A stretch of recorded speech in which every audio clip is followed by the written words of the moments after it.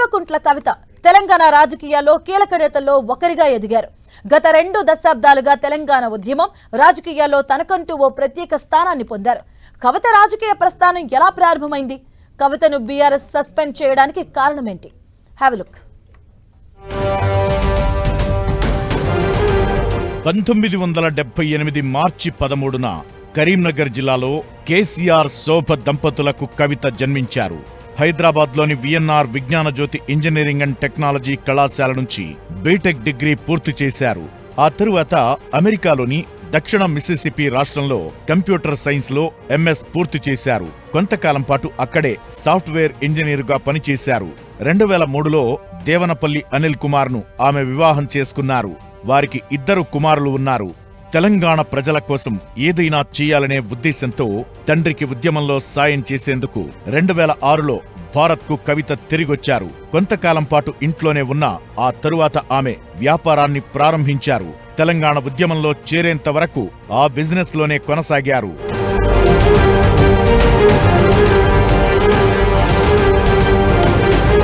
కేసీఆర్ ప్రేరణతో కవిత తెలంగాణ ఉద్యమంలో చురుగ్గా పాల్గొన్నారు. 2006 ఆగస్టులో తెలంగాణ జాగృతిని కవిత ప్రారంభించారు. తెలంగాణ జాగృతి ద్వారా బతుకమ్మ పండుగ వేడుకలను నిర్వహించి ఉద్యమాన్ని ప్రజల్లోకి వేగంగా తీసుకెళ్లారు. బతుకమ్మ వేడుకలతో కవిత పేరు తెలంగాణలో మారుమ్రోగింది. ఇక తెలంగాణ యువతకు ఉపాధి అవకాశాలు దొరకాలనే తలంపుతో కవిత అనేక కార్యక్రమాలు చేపట్టారు. యువతకు వివిధ రకాల నైపుణ్యాలు నేర్పించే ఉద్దేశంతో తెలంగాణ జాగృతి ద్వారా అనేక ప్రోగ్రామ్స్ నిర్వహించారు.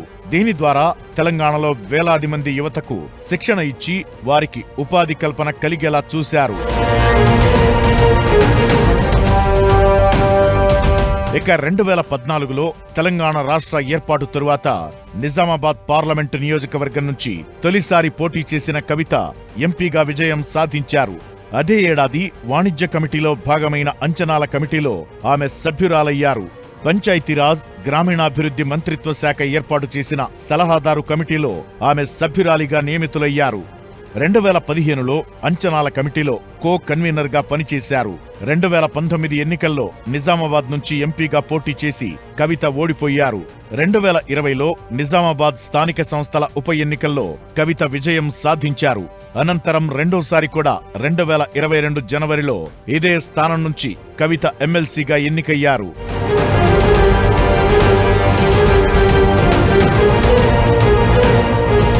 2024లో లిక్కర్ స్కామ్ లో కవితను కేంద్ర దర్యాప్తు సంస్థలు అరెస్టు చేశాయి.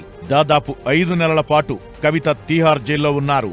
2024 ఆగస్టు 27న బెయిల్పై కవిత విడుదలయ్యారు. అనంతరం బీఆర్ఎస్ కార్యక్రమాల్లో చురుగ్గా పాల్గొన్నారు. 2025లో తన తండ్రి కేసీఆర్ కు కవిత రాసిన లేఖ లీక్ కావడం తెలంగాణ రాజకీయాల్లో హాట్ టాపిక్ గా మారింది. కేసీఆర్ కుటుంబంలో లోకలుకలు బయటపడ్డాయి. 2025 మే 23న అమెరికా నుంచి హైదరాబాద్ కు వచ్చిన కవిత బీఆర్ఎస్ నేతలపై హాట్ కామెంట్స్ చేశారు.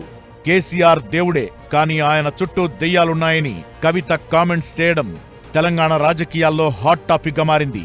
అప్పట్నుంచే బీఆర్ఎస్ కు కవితకు మధ్య దూరం పెరిగింది. ఆ సమయంలో కవిత కొత్త పార్టీ పెట్టనున్నట్లు వార్తలొచ్చాయి. 2025 మే 31న తెలంగాణ జాగృతి కొత్త కార్యాలయాన్ని ప్రారంభించిన కవిత కేసీఆర్ పై ఏగవాలినా ఊరుకోబోమని హెచ్చరించింది. అనంతరం కాళేశ్వరం కమిషన్ కేసీఆర్ కిచ్చిన నోటీసులపై ధర్నా చేపట్టారు కవిత.